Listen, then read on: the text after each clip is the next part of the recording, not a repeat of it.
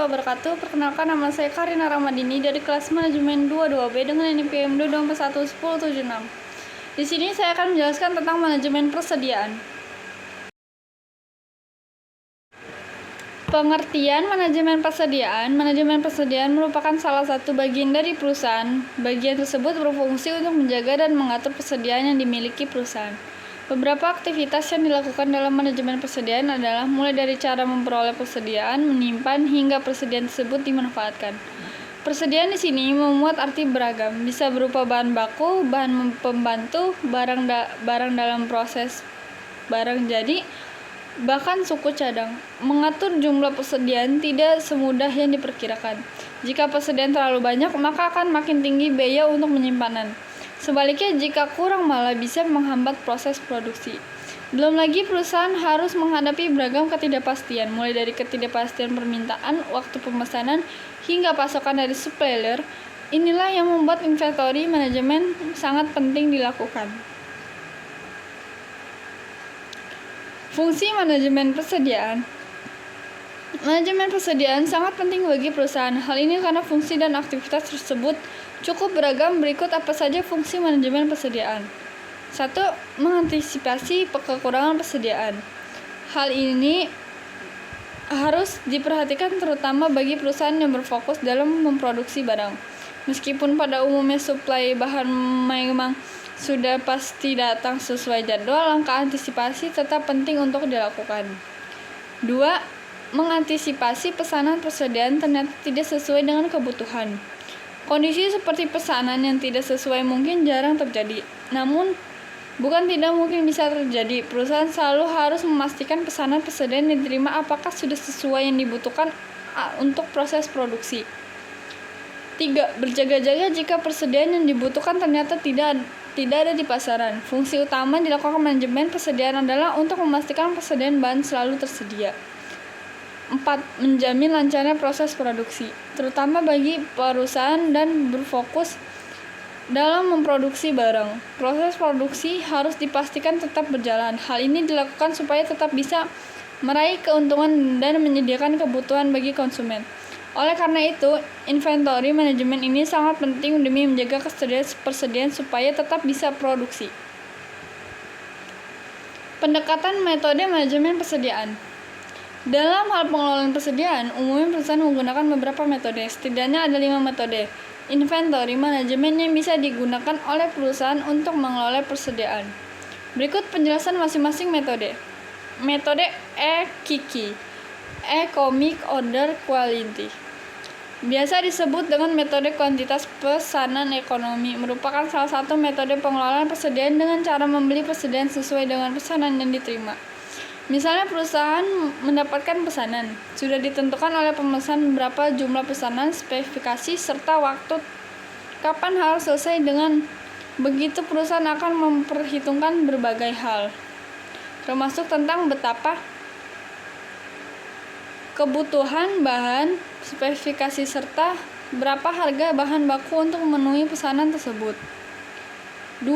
Metode MRP, Material Requirement Planning, lebih dikenal dengan metode perencanaan kebutuhan material, merupakan metode pengendalian serta perencanaan persediaan untuk menjamin bahan baku selalu tersedia.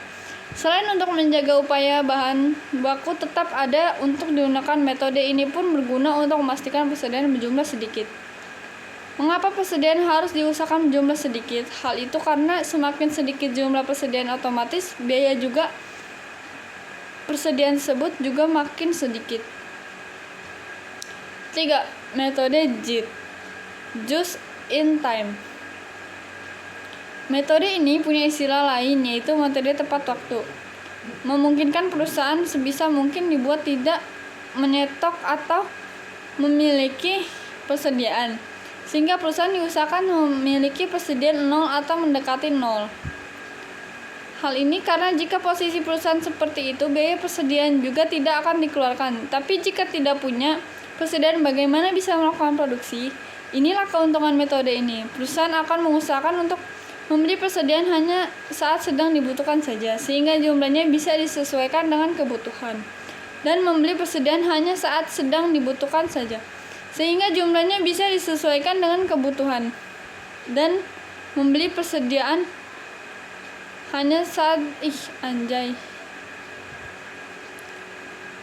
4. Metode analisa ABC. Dalam metode ini dilakukan pengelolaan persediaan di mana pasar penggolongan tersebut adalah nilai serta persediaan. Yang dimaksud nilai di sini adalah nilai total persediaan, bukan harga persediaan per unit setiap item persediaan. Yang dimaksud nilai di sini adalah nilai total persediaan. Persediaan akan diberikan label sesuai kelasnya masing-masing. Ini dilakukan karena setiap item persediaan diperlakukan berbeda. Misalnya ada persediaan kayu, paku, dan cat. Kayu bisa dilabeli dengan grade A karena paku perlukan khas khusus untuk menyimpannya dalam gudang supaya tidak rusak. Lalu cat bisa dikategorikan golongan B karena penyimpanan mungkin lebih mudah dibanding kayu. Untuk paku bisa diberi kode C karena meskipun jumlahnya banyak namun menyimpannya jauh lebih mudah dibanding 2 persediaan sebelumnya. 5. Metode period review. Dalam metode ini mungkin dilakukan pemesanan persediaan bahan dalam jarak waktu sama. Jadwal pesan barang sudah terjadwal secara rutin. Jadi manajer keuangan dapat memperkirakan seberapa pengeluaran untuk pembelian barang bahan baku tersebut. Metode ini punya keunggulan tersendiri, salah satunya mampu memendam fakultasi permintaan kebutuhan bahan baku. Tantangan dalam mengelola manajemen persediaan. Dalam mengelola manajemen persediaan, terdapat beberapa tantangan yang perlu dihadapi. Berikut ini adalah beberapa tantangan umum yang sering muncul dan beberapa strategi yang dapat membantu dalam menghadapinya. Mengoptimalkan persediaan. Salah satu tantangan utama adalah menjaga keseimbangan antara terlalu banyak dan terlalu sedikit persediaan. Terlalu banyak persediaan dapat mengakibatkan biaya penyimpanan yang tinggi, sementara terlalu sedikit persediaan dapat menyebabkan kekurangan stok, kehilangan pelanggan. 2. Mengelola siklus hidup produk. Setiap produk memiliki hidup tersendiri yang fase pengenalan, pertumbuhan, kematangan, dan penurunan. Tantangan dalam manajemen persediaan adalah memproduksi dan mengelola perubahan dalam permintaan yang terkait dengan siklus hidup produk. 3. Koordinasi dengan pemasok. Mengelola hubungan pemasok adalah aspek penting dalam manajemen persediaan. Tantangan yang mungkin muncul termasuk keterlambatan pengiriman, kualitas yang buruk, atau keterbatasan ketersediaan dari pemasok. Untuk menghadapi tantangan ini, penting untuk menjalin hubungan yang kuat dengan pemasok dan menjaga komunikasi yang terbuka.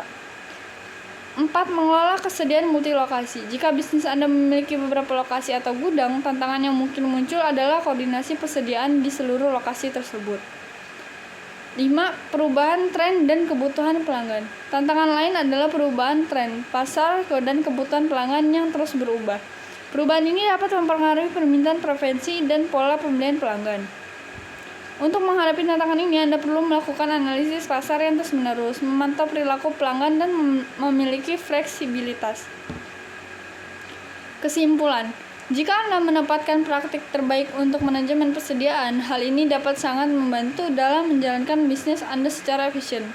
Penting untuk membuat pilihan yang tepat yang dapat berkembang dan tumbuh bersama bisnis Anda.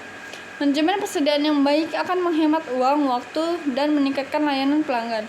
Ingatlah bahwa dengan sistem manajemen investasi yang efektif, Anda dapat menjaga bisnis Anda tetap menguntungkan, menganalisis pola penjualan, dan memprediksi penjualan di masa depan, dan mempersiapkan diri untuk hal-hal yang tidak terduga. Dengan manajemen investasi yang tepat, bisnis memiliki peluang yang baik untuk bertahan dan berkembang. Berikut penjelasan tentang manajemen persediaan. Terima kasih. Wassalamualaikum warahmatullahi wabarakatuh.